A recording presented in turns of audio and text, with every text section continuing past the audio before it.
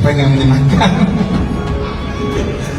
Nomor 2-nya adalah Anies Muhaimin 27,2, peringkat ketiganya Ganjar Mahfud.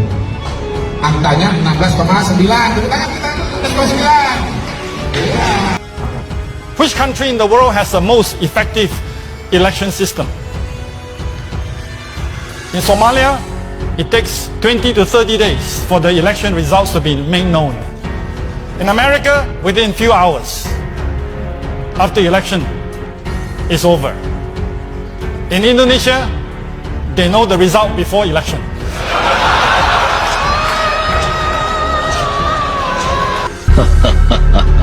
Biarlah rakyat yang bodoh itu menerima nasibnya.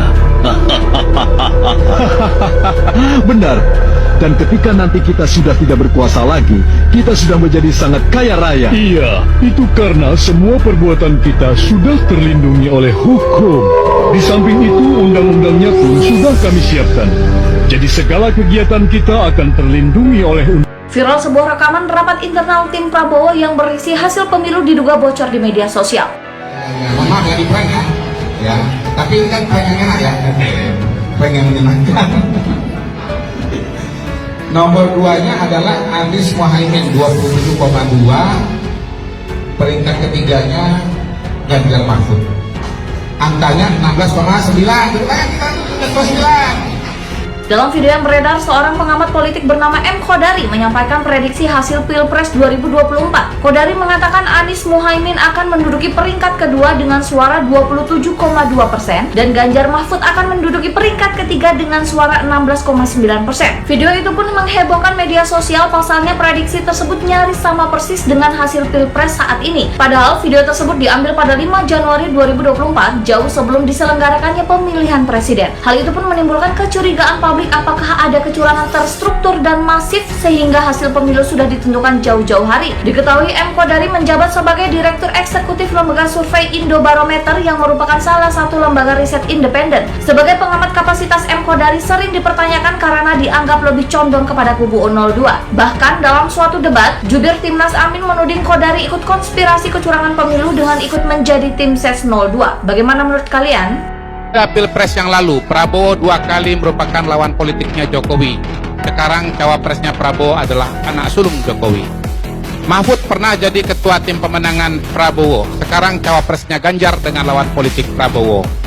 Anies pernah satu kubu dengan Jokowi, jadi menterinya. Juga pernah satu kubu dengan Prabowo, Pilkada DKI Jakarta. Sekarang jadi lawan Jokowi dan Prabowo. Sandiaga Uno di Pilpres terakhir menjadi cawapresnya Prabowo dan lawan politiknya adalah Jokowi yang didukung kubu PDIP. Sekarang Sandiaga Uno bersama PDIP yang lawan politiknya adalah Prabowo dan putra sulung Jokowi. Pesan moral, dalam politik tak ada kawan dan lawan abadi. Yang abadi adalah kepentingan. Terakhir, bayangkan, saya selalu bilang kita tutup mata. Bayangkan kalau yang jadi presiden Prabowo, maka menteri dalam negeri adalah Ganjar Pranowo. Menko Polhukam kembali Mahfud MD. Anies Baswedan Menteri Pendidikan, Menko Kesra adalah Muhaimin Iskandar. Kalau yang menang Ganjar Menhan namanya Prabowo, Menteri Pariwisata dan Kreatif namanya Gibran Raka Buming Raka, dan seterusnya.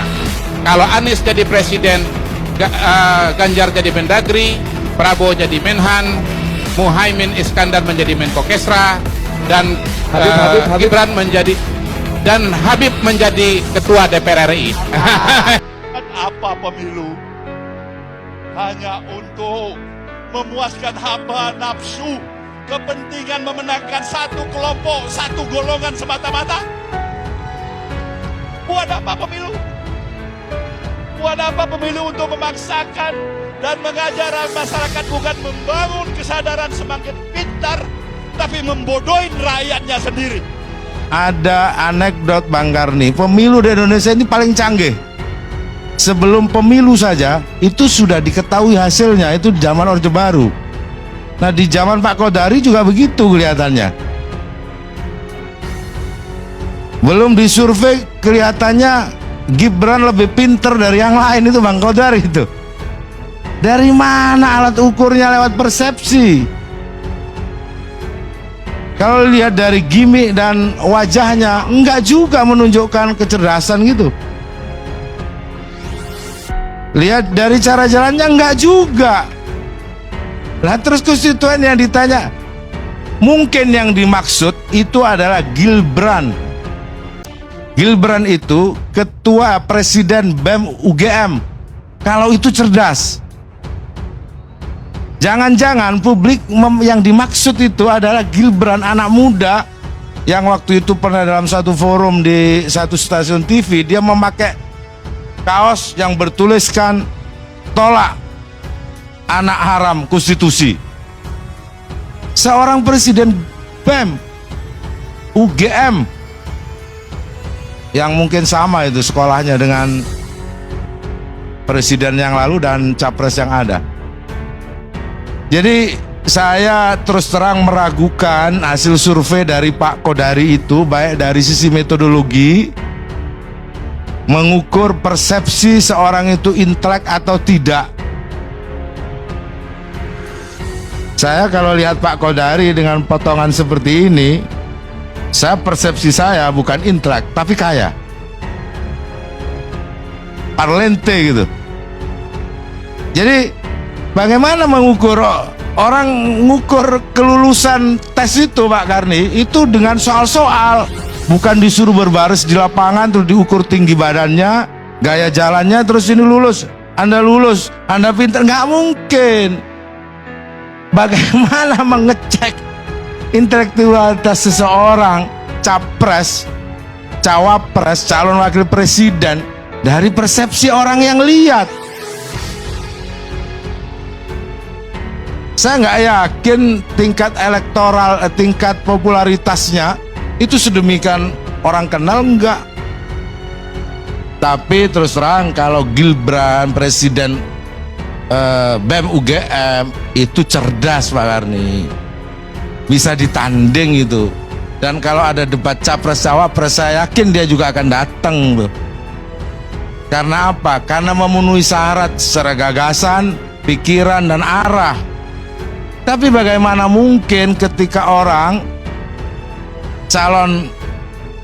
calon presiden atau calon wakil presiden seperti dibilang tadi, dengan pengalaman yang minimum kemudian hadir di acara debat yang maksimum ditonton oleh sekian orang dengan tema dan visi yang itu harus dipertanggungjawabkan di depan publik dan di depan pasangan.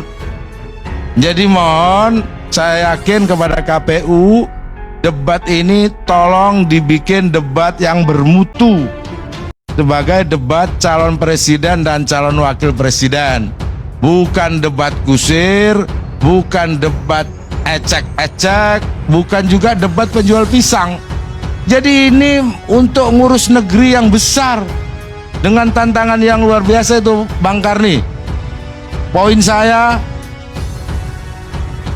berharap KPU dan semua yang ada menyajikan debat sesuai undang-undang dengan tema yang diatur di dalam undang-undang, termasuk juga jangan dikurang-kurangi atau ditambah-tambahi untuk membantu menyelamatkan seseorang yang katakanlah tidak memenuhi kualifikasi untuk debat selevel calon presiden dan calon wakil presiden.